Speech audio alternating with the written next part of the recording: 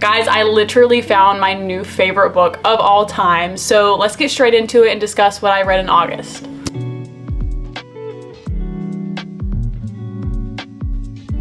Hi friends, and welcome back to my channel, or if you're new here, my name is Michaela, and today we are going to be talking about all the books that I read in August, what I rated them, how I felt, and if I think you should read them. Alright, so we started August off on a fantastic foot because it gave me my new favorite book of all time, which is going to be yours truly. So honestly, Jacob and Bree's story has quickly became my favorite story today, just because the ability this book has to take its entirety and just wrap around your heart and squeeze, and just, I don't know, the feelings that I got from this book, I have never ever read another book that made me feel this way. This was definitely one of those books that like alters how you view your life, and I think it's crazy when somebody's words on a page can make the reader feel understood and validated and just seen, and Abby easily did that with this book. So I think having that connection to it, being able to relate to the raw human experiences and emotions, was just something that like tied me to the book even more, and I just felt that strong connection with these characters. And Jacob, like, he was my spirit animal. Between these two characters, they were just the most vulnerable that I've ever had the chance to read about, you know? And the way they let their shields down and they were just like helping each other help each other was just so genuinely beautiful. And I don't know, guys, this is just such a life-changing book because it deals a lot with anxiety. Our main character, Jacob, he has like this crippling anxiety, and I don't feel like, or maybe I'm reading the wrong books, but I don't feel like that's talked about a lot in books. You know, there's usually like the other common problems that our characters have, but in this book he is so open about his mental struggles and putting himself out there and trying new things. He dives deep into anxiety, how it can affect somebody, and how he personally deals with it. It's seriously just such a soul feel-good book, and I just loved it so much. Obviously, Infinity Stars. I had to get 2 more copies of it because I'm so obsessed with her. It took the 7-year slip off of its throne like that. Like, I was only 10 pages in and I was like, this book is going to be life-changing. Like, I'm already so in love. Okay, so I've rambled enough about how much I've loved it and how much it's in depth, it's real, it's raw. I love that kind of stuff. So now I'm just gonna tell you what the tropes are, kind of give you a background on it, and we'll move on to the next. So some tropes we have in this are gonna be workplace romance, forced proximity, a little enemies to lovers type thing going on, hospital work setting, and just like the most wholesome feels ever. Okay, so in this book, we're going to first meet Dr. Brianna Ortez, and she is working at this hospital, and she's been working there for a while, and she's trying really hard to get this new promotion that she knows is about to be open. And then in walks this new guy, and she was supposed to be a shoe-in for it, and now she has to compete with this new doctor that she doesn't know. He's very quiet, he's very off-putting, nobody really likes him. But then, I mean, they meet in a bad way. The way they met was not good, and it just got him in his mind. He was spiraling. He was like, how am I supposed to fix this? Why did I start off on this foot? But we just watched these two doctors like grow closer and start to understand each other and care for each other. And it's just the most beautiful story I've ever read. Like, genuinely, this book just, it rocked my world. Okay, in the next book, we got back into my girl, Elsie Silver, with Wild Love, and I gave this book 4 stars. So some tropes that we have in this book is going to be childhood friends to lovers, brother's best friend, he falls first, single dad, small town. Like, it has all the best tropes ever. So I absolutely ate this one up. So you guys know that I typically prefer to go in blind, and this book was no different. I knew the basis of what I was getting myself into, but I didn't know about the single dad trope, so I definitely wasn't expecting Cora. She honestly came as just a shock to me as she did to Ford. I was like, oh, well, hi, I didn't know you were gonna come along, but I'm so glad she did, because kids just bring this different type of vibe and feel to books. And at first I was like, no, keep the kids away. I love the kids. Like, bring all the kids now. It's so fun. They just bring a whole different, they bring something so different to the setting and to the book. So I just loved getting to meet Cora and watching her relationship with Ford and Rosie grow. It was just so wholesome and I really adored it. So honestly, like, I felt like Ford and Rosie were so perfectly matched because they were both so driven and ambitious about the dreams that they had. And Rosie was not taking any handouts. Like, he tried to give her like a handout and she was like, absolutely not. If anything, I will work for what I want. And I was just like, okay, like go off, queen. I love that about you. So I really love that. And then the whole dock scene in this book, I was like, girl, please stop. The way he was so cute with that, I absolutely loved it. So yeah, let me tell you a few things, what it's about. Rosie, her life is not going how it was supposed to. She was supposed to leave this town, build something for herself, and never look back. But quite frankly, life doesn't go how we always anticipate it to go.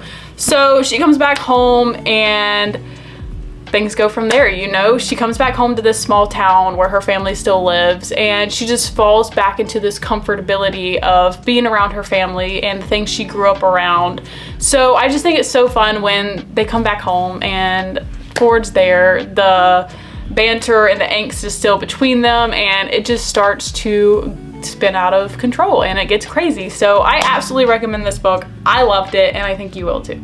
And next is going to be Mile High by Liz Tomford, and I gave this book 4 stars. So some tropes we have in this is gonna be forbidden romance, workplace romance, he falls first and harder. We have some hockey going on, she's a flight attendant. It's just like a perfect mix of vibes. But I would be lying if I said in the beginning I wasn't so nervous that I was going to hate it. So honestly, if you do read Mile High, please give my boy Xander's some time. Do not judge him based off the first 2 chapters, or you're just gonna wanna DNF it, because holy crap, this dude is like a complete hothead, and I did not like him at all. I was like, how do people like this guy? Like, I literally just want to deck him in the face. But then as you continued reading, you're like, okay, I love him. But I mean, this book, like, I absolutely loved it. The plot was just everything to me. You have this hockey team, and she's the flight attendant. She gets assigned this team. She's gonna be flying with them all season. And then you have Xander's on the team. And you're not supposed to, like, fraternize or whatever with any of the players. So we have our forbidden romance, and I love a forbidden romance. I don't know, I just really enjoyed like Stevie. She was my favorite character in this book because she was not putting up with nothing. Like, she was not taking crap from anybody, especially Xander's, and nobody else would put him in his place the way she would. So I loved getting to watch that, and it was just so fun. So I really love this book, and I can't wait to continue this series because the way that Liz writes is really unique, and I really enjoyed her writing style and just getting to meet her characters. So I can't wait to continue this series, but I just hope that the next guy starts off on a better foot than Xander's, because I was like, dude, sit down, like, it's not that serious. Okay, and the next book that I read in August is going to be True North by Karina Gaskell. I want to say that's how you pronounce that. And I gave that book 3 stars. And some tropes we have in this book are going to be meddling matchmakers, he falls first and harder, and like a summer love story, you know? So I needed something super quick paced and just something I could devour, because I honestly kind of drug my feet with the other 2 and I was just feeling kind of slumpy. So I texted Nora and she's like, here, read this. I thought it was super cute. It was super fast paced. I was like, okay, cool. So I mean, I really genuinely enjoyed this book. It was very fast paced, super short. I think I finished it in a day. I'm pretty sure I did, unless I got distracted. But it was just so cute because their like initial meet cute, I was like, okay, like I love him. Archie's literally already perfect. And it was just really cool to me because the plot is this girl wants to go back to where she was raised and she wants to open this like cafe type shop. And her aunt makes an agreement with her. I'm pretty sure it's her aunt, maybe her grandma, something like that. But they make a deal that if she goes home and spends the summer with her sister and her cousin and watches after them, you know, kind of like, I wouldn't say babysit, but just kind of spend time with them, you know, get to know them again, all that good stuff, that she would fund her opening for the cafe. So she goes back home and she's opening this cafe she's always dreamed of. She's getting back that bond with her sister and her cousin. And then they are ready to like rage this summer. They want to have fun. So they are like set on this path to get their sister and cousin to go on a date, you know, meet new guys, because she's been sheltered for so long that they're like, no girl, like you need to, exactly, you know? So when they figure out that Archie is like head over heels for this girl and low-key been trying to talk himself up to asking her out for so long, they're like, okay, we have our dude. So I mean, it was honestly just really fun to watch these family members trying to matchmake her the entire book, and you're screaming at her like, what are you doing? Archie's literally so perfect. Stop dragging your feet and just do it. So I really enjoyed it. It was super quick, super fast, and I loved it. It was very cutesy. Okay, and the next thing that I read in August, I will put them here as well. They are on Kindle Unlimited, but they're also on Audible. So the Improbable Meet Cute series, it's a 6 short story series, and I totally recommend it. So it was a Sunday, and on Sundays, it's Sunday cleaning, girl. Like, you gotta get it done. So I just wanted something I could listen to, and I was like 7 books behind schedule or something on Goodreads, which was just driving me up a wall. So I was like, okay, 6 short stories, I could catch up so fast. Guys, I literally listened to all 6 of them while cleaning my house. So, I mean, if you need something, like if you do Sunday cleaning or you're taking content pictures or you're on a run or whatever the case may be, and you just want to listen to something but be more than 10% in, you want to finish it or whatever the case may be, these are perfect, and they were so cute. I do want to tell you the tropes for each. So in the exception to the rule, you have pen pals turn lovers. Love that one. That was honestly one of my favorites, and I'm not a big Christina Lauren person, so that surprised me, but I just love the aspect of it. And then 2, you have helpful neighbor. Wait, was that my favorite one? I can't remember. Okay, and then number 3, you have firefighter rescue. Number 4, you have an earthquake. Number 5, you have a missing groom. And then 6, you have a princess in disguise. So I just thought these were all so fun and so quick. If you just need like a little palate cleanser, something you can read fast, don't have to spend a lot of time on, but you still get that really cute, meet cute story and all of that, I would recommend these like 1000%. Okay guys, and the next book that I read in August. Hello, Sophie Lark. I have had this book on my shelf for so long. Why did it take me so long to read it? Like, I knew these books were going to be dark. I knew that, but I didn't know how dark. But I'm like, I don't even want to know what it says about me that I am utterly obsessed with these and I need more of them. Cole and Mara were just honestly such an unexpected plot twist. I mean, based off the way the book started, I was like, ain't no way this girl's gonna be interested. Like, absolutely not. Like, in no way, shape, or form. I was like, how is Sophie about to do this? Like, cause that dude, she should have no interest in him, but he's Cole. Like, oh my God. So yeah, I mean, I was like, Sophie girl, how are you about to do this? How are you gonna tie them together? Because right now I'm just like, girl, scream, run, what are you doing? But the way she did it was so addicting. Like, I was obsessed with this. I read it, I think I either read it in a day. Yeah, I read it in under 24 hours. I have not done that in so long, but I could not put this book down. So I would definitely read the trigger warnings before you do read this book, just because, like I said, she's dark, it's dark, okay? So yeah, I mean, definitely read those, and then I'll let you know some tropes, and then we'll move on to the next book that I read. Okay, so you have like a serial killer romance, you have an anti-hero romance, you have a stalker MMC. It's just so crazy. And you also have enemies to lovers and touch her and you die. Like, the mix of tropes, Cole as a person, Mara as a person, like, all of it was so freaking good. So yeah, I gave this book 4 stars, and then immediately, guys, I don't do this, but I immediately turned around and picked up There Is No Devil. So I gave this book 4 stars. I honestly didn't like it as much as the first one, which kind of threw me because everybody was like, oh, you're going to love the second one so much better. But I truly didn't. Like, I loved the first one so much. I will say I loved how the story tied together and ended in this book.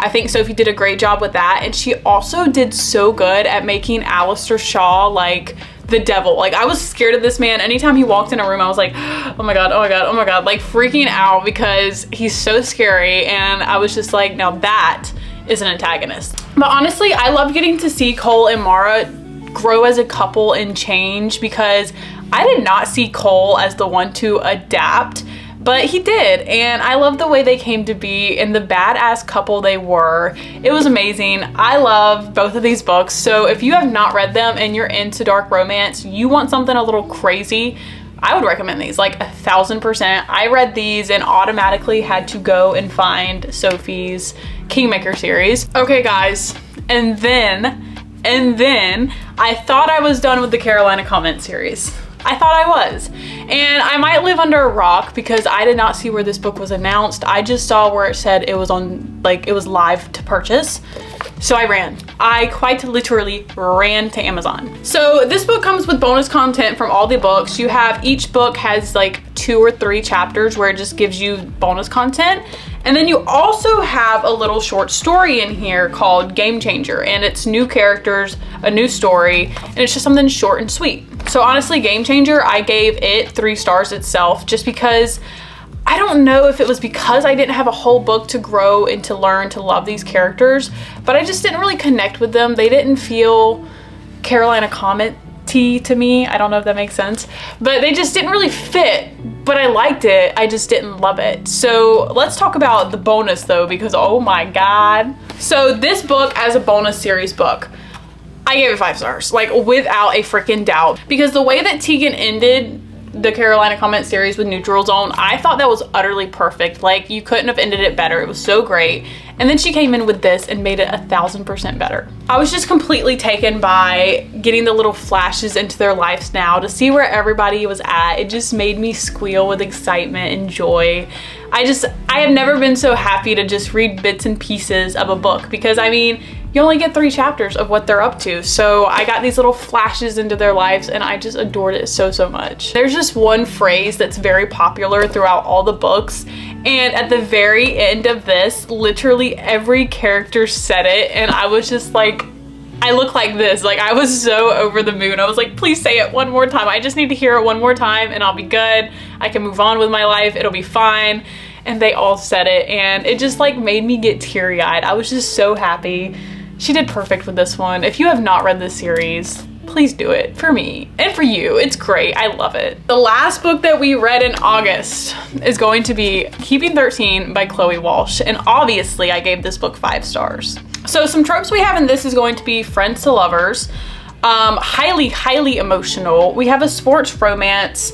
We have emotional damage. We have found family. There are so many tropes in this, it's not even funny. So I love this book with quite literally every ounce in me, but freaking ouch, dude. Like, this thing hurt. One thing about Johnny and Shannon, their love story is breathtakingly beautiful, but it's also heartbreakingly tragic. Like, if you know what I mean by that, if you've read this series, you know exactly what I mean. It's so utterly gorgeous. It's such a good love story, but it's so painful. It just deals with so many in-depth issues that we don't see a lot in books, or at least I feel that I haven't seen a lot in books. But this book dives so deep into it, and so much happened. Every time I felt content and safe and happy, the thunder struck, and there'd be another storm coming in, and I'm just like, dude, how are these characters still standing? Because like, I just can't see myself going through what these characters are going through and not losing my freaking mind. So to see how strong-willed each and every character was in this book was just like so heartwarming, but at the same time, it just like, it just killed me. But yeah, I mean, this is book 2 in the Boys of Tommen series. We have Johnny and Shannon's story, and he's a big rugby player. She's a shy girl that just moved to this new school. She's still trying to get adapted. She has huge family issues at home.